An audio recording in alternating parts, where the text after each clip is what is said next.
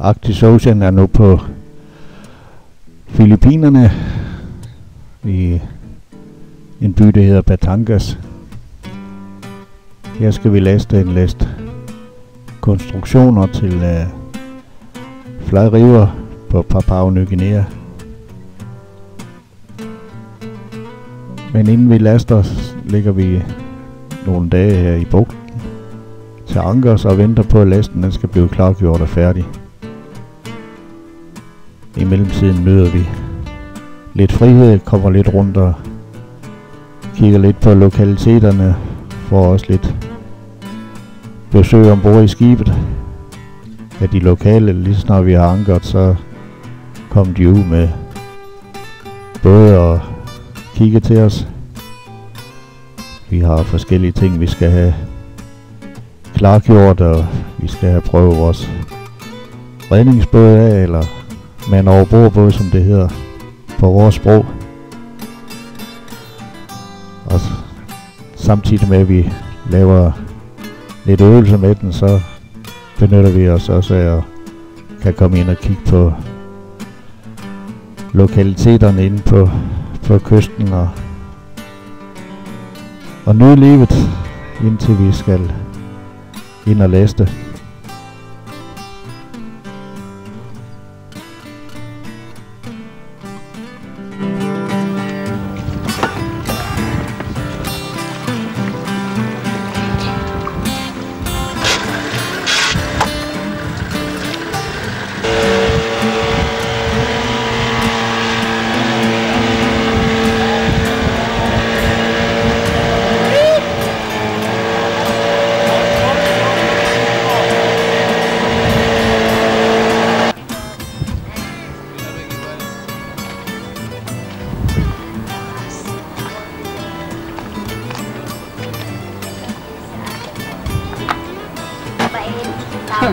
Sabi? Sabi ko po, no problem, sabi niya. Sabi ko, ganyan, may isang barko nyo, yung ang kapitan no matapang. Lawit talaga madilong. Yung matapang daw, nakapagka kayo.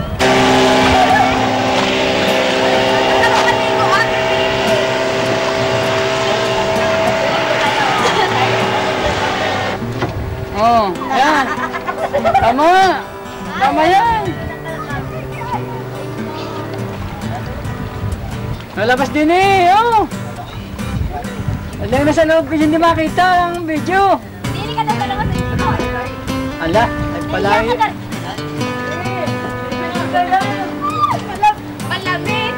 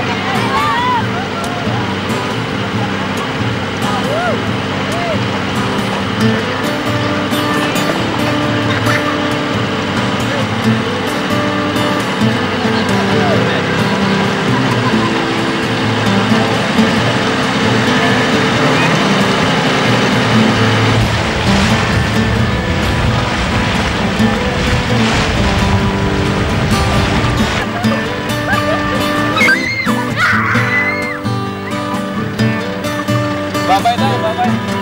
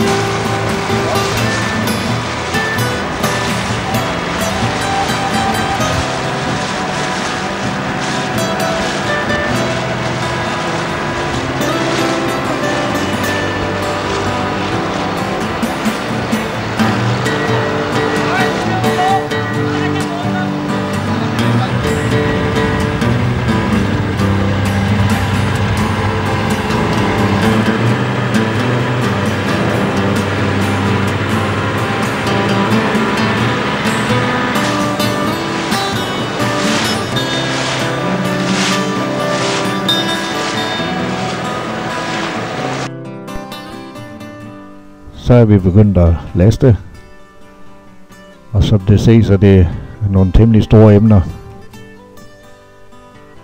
der bliver lastet, og de skal placeres ret nøjagtigt, da vi selv skal tage dem op med vores eget lossegrej. Her bliver det lastet med kran fra land, og også på grund af stabiliteten, og vi skal have noget af det på dækket. Så det har været et større arbejde for styrmanden og jeg selv at udarbejde en lasteplan. De tungeste emner her, de vejer, den tungeste den vejer 37 tons. Og det er jo ret meget, når vi regner med vores lossegrej, der kan vi løfte 42 tons som maksimum. Og som sagt skal vi have noget af det på dækket også. Og der går nogle dage her med at laste og få det hele placeret og suret. Inden vi er klar, skal det hele stå fast. Så det bliver et par dages hårdt arbejde. Men det er vi jo vant til.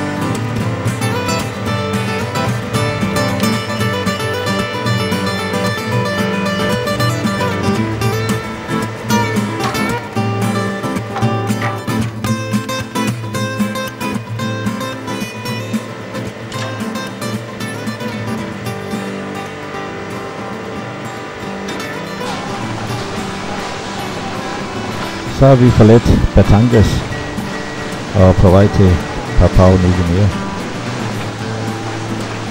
Vi har 8 dages sejlads foran os og formodentlig godt vejr.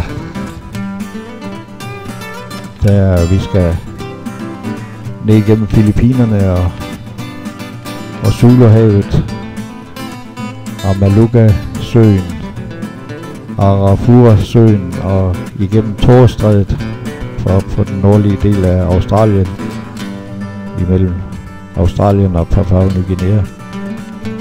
Der skal vi først til en lille by, der hedder Dao, hvor vi skal have skiftet vores maskinchef og vores overstyrmand.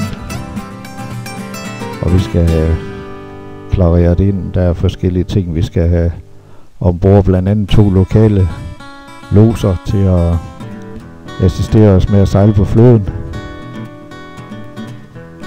Og på vej ned der skal vi overhale overbygningen her. Folkene er i gang med at stille stillads og gøre det hele klar, så vi kan få malet. Ellers så går dagligdagen jo på normal vis,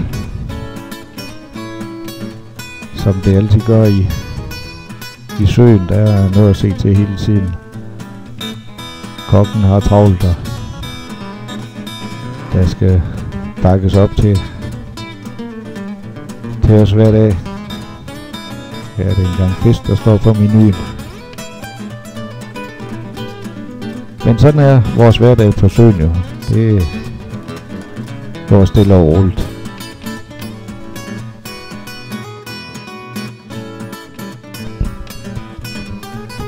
Da vi ikke kan gå ind til selve Dao havn, anker vi udenfor. Der har man så charter en lokal fiskebåd til at komme ud med afløserne og de teknikere, der skal ombord. Vi skal have installeret en speciel radio for at kan kommunikere med minen op på Fly River. Og vi skal have lidt frisk grøntsager og sådan. Så der har man charteret den her fiskebåd til at komme ud. Selvom det er stille vejr, så er der stadigvæk en del dønning. Så det kan godt se lidt hasarderet ud, når folkene de skal frem og tilbage mellem skibene.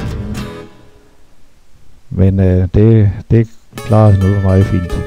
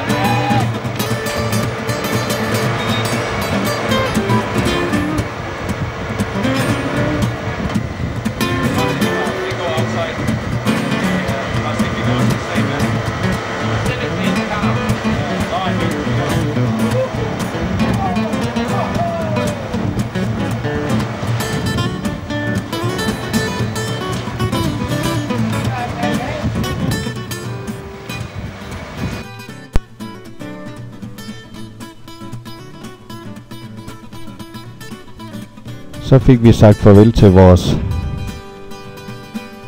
besætningsmedlemmer, der skulle hjem og få ordnet alt med myndigheder og det hele, og nu klar til at gå videre. Inden vi går op i flodmundingen, ligger der en stor bulkær til ankers uden for floden. Han ligger som opsamlingsskib for den erts, der bliver sejlet ud op fra minen, som vi skal op til her på Fly River. Ertsen bliver sejlet ud med små coasters, og vi kommer selv til at lave et par rejser ud med erts på et senere tidspunkt, når vi kommer op i floden. Men da han ikke kan komme i havn, så får han sine forsyninger ombord på den måde, at vi så i Singapore har fået en container fyldt med proviant og store som bord, plus en del af forskellige kasser og fender og sådan udstyr, han skal bruge. Det får han så ombord på den her måde, og samtidig så får vi at prøve at lægge til langs siden af ham, for at se om vi i det hele taget kan arbejde på åben sø, når der er den store forskel på størrelsen af skibene. Foreløbig ser det ud til at gå meget godt. Og senere kommer vi op i flodmundingen og finder et ankerplads, hvor vi har fået at vide, at vi skal lægge til ankers, indtil der kommer mere vand i floden. Der er ikke vand nok i floden, til vi kan komme op. Længere op i floden ligger der et par andre af rederiets skibe her, som ligger strandet og kan ikke komme op til minen, der ligger 500 km op ad floden. Men lige snart vi har fundet en ankerplads herude, så ligger vi og bare standby og venter. Der sker flere sjove ting. Lige snart vi har anker, kommer de lokale ud og kigger til os og prøver at lave lidt tuskhandel med os. På et tidspunkt får vi besøg op fra minen, hvor der kommer en repræsentant ned med en helikopter, som lander på forlugen her, hvor folk lige nu går og losser det grej til bulkærien der.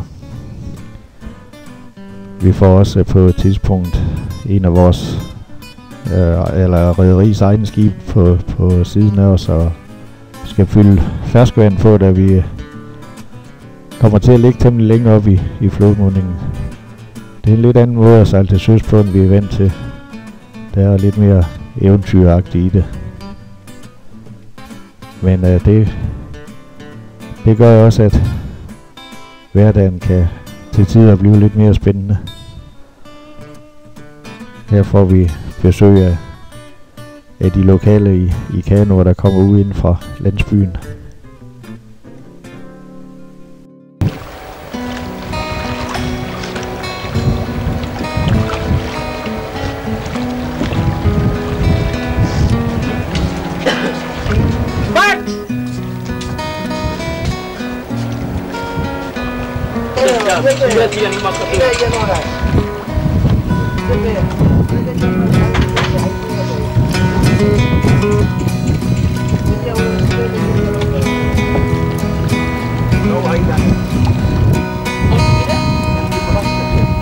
One basketball? What?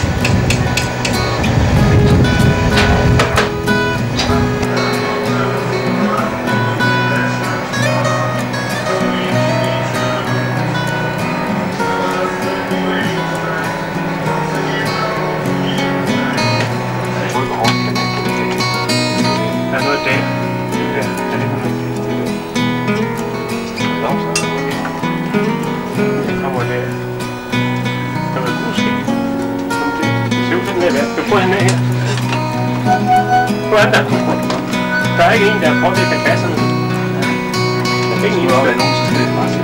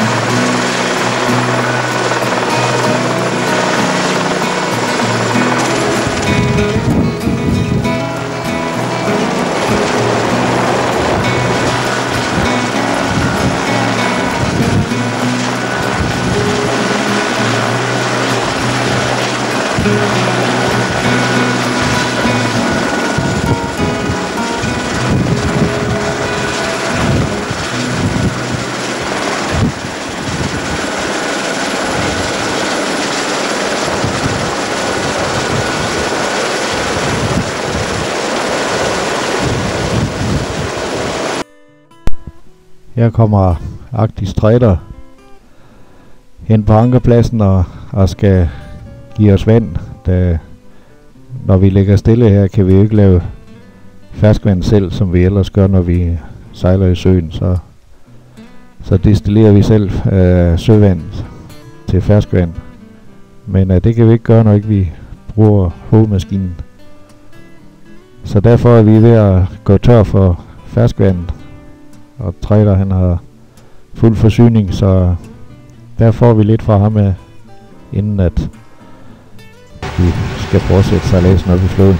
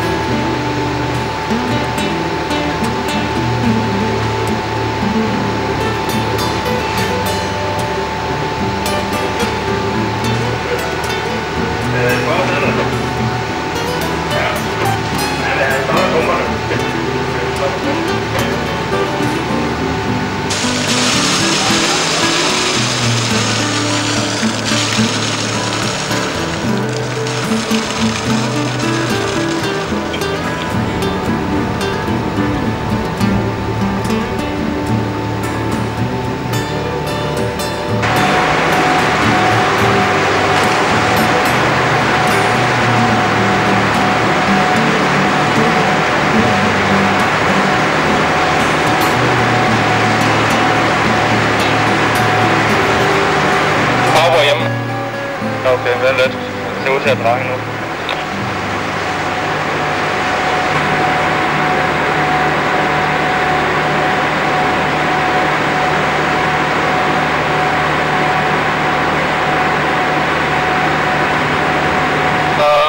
Jeg vender lige kareten en gang rundt om mig selv her, og så skal udenom den lok, der stikker op derude, du ved, så må vi simpelthen kan gå igennem. Ja, det er fint. Det er fint, Torsten. Vi siger tak. Ja, men det var så lidt, det skulle være en anden gang, så jeg ved jo ikke, hvad vi skal bagefter Karabi, men det finder vi måske ud af i løbet af dagen. Jeg tror nok,